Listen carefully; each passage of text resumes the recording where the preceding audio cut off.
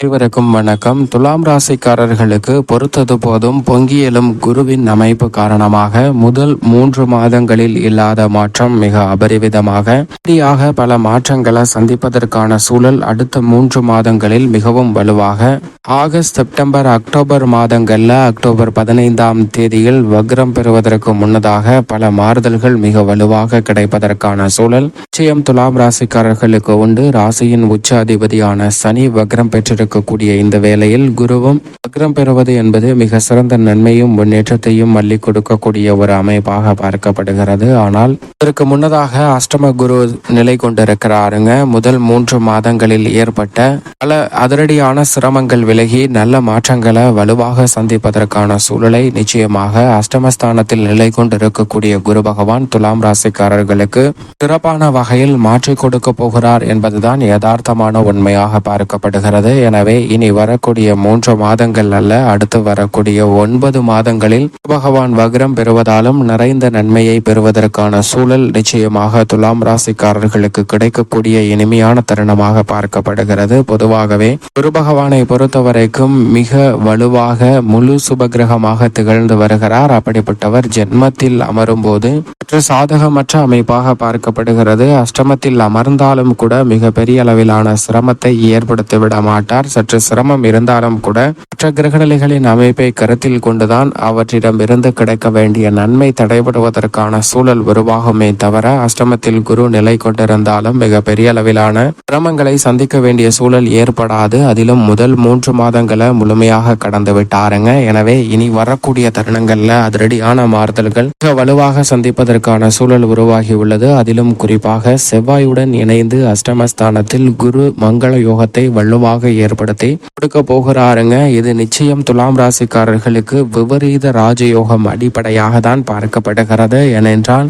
ராசிக்கு சகாயமற்றவராக இருக்கிறாருங்க குரு பகவான். ஏனென்றால் குரு பகவானின் பார்வையில் ராசியின் அதிபதியான சுக்கிரன் பகை கிரகமாக பார்க்கப்படுகிறார். ஆனால் சுக்கிரனின் பார்வையில் குரு சமகிரகமாகவும் குருவின் ஆட்சி வீடான மீனராசி சுக்கிரனுக்கு உச்ச வீடாகவும் பார்க்கப்படுகிறது. எனவே சுக்கிரனினுடைய பார்வையில் குரு மிகவும் சகாயமானவராக பார்க்கப்படுகிறார். அப்படிப்பட்டவர் இப்போது அஷ்டமத்தில் முதல் 3 மாதங்களை முழுமையாக கடந்து விட்டதால் இனி வரக்கூடிய தருணங்கள்ல விபரீத ராஜயோகம் என்று சொல்லக்கூடிய வகையில் பல நன்மைகளை மிகவும் வலுவாக ஏற்படுத்தி கொடுக்க போகிறார். அதிலும் குறிப்பாக செவ்வாயுடன் இணைந்து குரு மங்கள யோகம் வலுவாக கிடைக்கக்கூடிய இந்த தருணத்தில் அஷ்டமஸ்தானமாக பார்க்கப்பட்டாலும் கூட நல்ல மாறுதல்கள் நிச்சயமாக உண்டு. சற்று அலைச்சல் அதிகரித்தாலும் கூட அதற்கு ஏற்ற காரிய வெற்றிகளை மிக வலுவாக பெறுவதற்கான சூழல் இந்த தருணத்தில் இந்த வேளையில் மிகவும் வலுவாக கிடைக்க போகிறது என்பதுதான் யதார்த்தமான உண்மை. துலாம் ராசிக்காரர்களை பொறுத்த வரைக்கும் 3 மற்றும் 6ஆம் இடத்தின்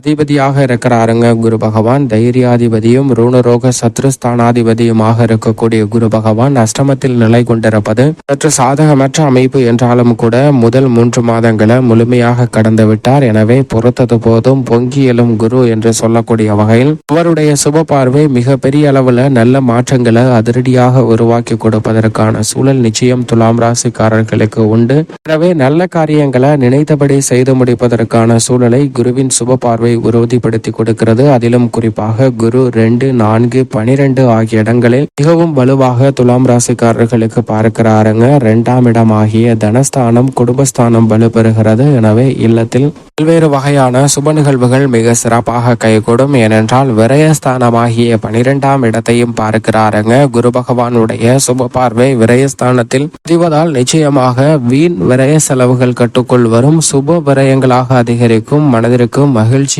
நிம்மதியும் தருவதற்கான சூழல் உண்டு என்பதை திட்டவட்டமாக குருவின் விரயஸ்தான பார்வை உறுதிப்படுத்துகிறது. அதே போன்று தனஸ்தான பார்வையால் பொருளாதார ரீதியான சிக்கல்கள் வெகுவளவில் குறையும். குடும்ப உறுப்பினர்கள் மற்றும் உறவினர்களிடம் இருந்து வந்த மனக்கசப்பு சங்கடங்கள் நீங்கி ஒற்றுமை பிறக்கக்கூடிய வாய்ப்பு மிக வலுவாக உருவாகிறது என்பதை தனஸ்தான பார்வையால் குரு பகவான் திட்டவட்டமாக உறுதிப்படுத்துகிறாருங்க. அது மட்டுமல்லாது குருவினுடைய சுப பார்வை 4ஆம் இடமான சுகஸ்தானத்திலும் பதிகிறது. இந்த மூன்று பார்வையுமே ஒன்றுடன் ஒன்று தொடர்புடையவையாக தான் பார்க்கப்படுகிறது. ஏனென்றால் 4ஆம் இடமான சுகஸ்தானத்தை வலுப்படுத்துவதால் பல்வேறு வகையான சுப நிகழ்வுகள் மிகவும் சிறப்பாக கைகூடுவதற்கான அதிர்ஷ்ட யோகத்தை அள்ளி கொடுக்கிறாருங்க குரு பகவான். எனவே மனதிற்கு நிம்மதி அதிகரிக்கக்கூடிய வகையில் பல்வேறு வகையான விபரீத ராஜ பலன்களை அடுத்த 3 மாதங்களில் வலுவாக சந்திப்பதற்கான யோகம் நிச்சயமாக துலாம் ராசிக்காரர்களுக்கு உண்டு என்பதுதான் யதார்த்தமான உண்மை. இது மட்டுமல்லாது குரு பகவான் அஷ்டமஸ்தானத்தில் நிலை கொண்டு முதல் 3 மாதங்களை கடந்திருக்கக்கூடிய இந்த வேளையில் குடும்ப ரீதியாக சந்திக்கக்கூடிய பல்வேறு வகையான சிரமங்கள் நிச்சயமாக விலகும். ஏனென்றால் இந்த வேளையில் பெரும்பான்மையான கிரகநிலைகள் சாதகமாக வலம் வருகின்றன. ராசியின் உச்ச அதிபதியான சனி 5இல் வக்ரம் பெற்றிருந்தாலும் பூர்வ புண்ணியஸ்தானத்தில் தான் நிலை கொண்டிருக்கிறார். அதே போன்று ரோண ரோக சத்ருஸ்தானம் என்று சொல்லக்கூடிய 6இல் ராகு நிலை கொண்டிருக்கிறாருங்க. 6இல் ராகு இருப்பது அமோகமான மாற்றத்திற்கு அடித்தளமிடக்கூடிய ஒரு சிறப்பான தருணமாக அமைகிறது என்பதை திட்டவட்டமாக உறுதிப்படுத்துகிறாருங்க. எனவேதான் பல்வேறு வகையான தடைகள் ராகுவால் தகர்த்தெறியப்படுகிறது. விரயத்தில் கேது இருந்தாலும் குருவினுடைய சுப பார்வை விரயஸ்தானத்தில் பதிவதால் கேதுவால் ஏற்படக்கூடிய சில சூழ்ச்சிகளும் தந்திரங்களும் ஏமாற்றங்களும் நிச்சயமாக முறியடிக்கப்படும். கேதுவாலும் சிறப்பான நன்மை முன்னேற்றம் வலுவாக கிடைப்பதற்கான சூழலை குரு உருவாக்கி கொடுக்கிறார். எனவேதான் இந்த தருணத்தில் துலாம் ராசிக்காரர்களுக்கு இல்லத்தில் நீங்கள் நினைக்கக்கூடிய பல சுப நிகழ்வுகள் மிக சிறப்பாக கைகூடுவதற்கான யோகம் வலுவாக உண்டு என்பதை தெளிவாக உறுதிப்படுத்துகிறாருங்க. பூர்வீக சொத்துக்கள் ரீதியான பிரச்சனைகள் நெருக்கடிகள் போன்றவை விலகுவதற்கான சூழல் உண்டு. குடும்ப வருமானத்தை உயர்த்தி கொள்ளக்கூடிய வகையில் பல நல்ல மாறுதல்களை துலாம் ராசிக்காரர்கள் இந்த தருணத்தில் சந்திப்பதற்கான சூழல் வலுவாக கிடைக்க போகிறது. சனி வக்ரம் பெற்றிருந்தாலும் உத்தியோக ரீதியாக பணிச்சுமை அதிகரித்தாலும் கூட பணியில் உற்சாகமும் ஆர்வமும் அதிகரிக்கும்.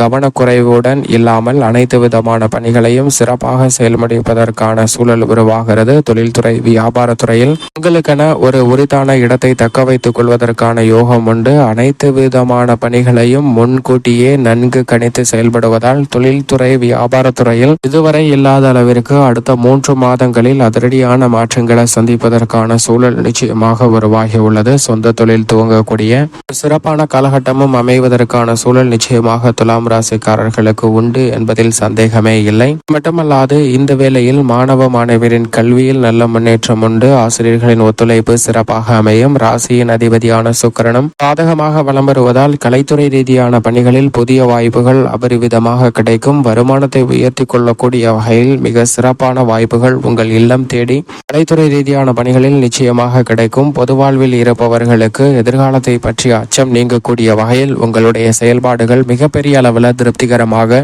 அமைவதற்கான சூழல் வலுவாக கிடைக்க போகிறது. எனவே நீங்கள் எதிர்பார்த்து காத்து கொண்டிருக்கக்கூடிய நல்ல வாய்ப்பு அரசியல் துறையில் உண்டு. பெண்மணிகளை பொறுத்தவரைக்கும் குடும்ப முன்னேற்றம் திருப்திகரமாக அமையும். செய்யும் தொழில் உத்தியோகம் வியாபாரம் சார்ந்த பணிகளும் பெண்மணிகளுக்கு போதுமானதாக இருக்கக்கூடிய ஒரு தருணமாக அமைகிறது. மேலும் இந்த தருணத்தை சாதகமாக மாற்றிக்கொள்ள நிச்சயமாக துலாம் ராசிக்காரர்கள் வாரத்தில் வியாழக்கிழமை விரதம் இருந்து அருகாமையில் உள்ள குரு பகவான் ஆலயம் சென்று தீபமேற்றி வழிபாடு செய்யுங்கள். பொறுத்தது போதும் பொங்கி எழும் குருவின் அமைப்பு காரணமாக நல்ல பலன்களை அதிரடியாக சந்திப்பதற்கான சூழல் நிச்சயமாக கிடைப்பதற்கான வாய்ப்பும் யோகமும் துலாம் ராசிக்காரர்களுக்கு கிடைக்கும்.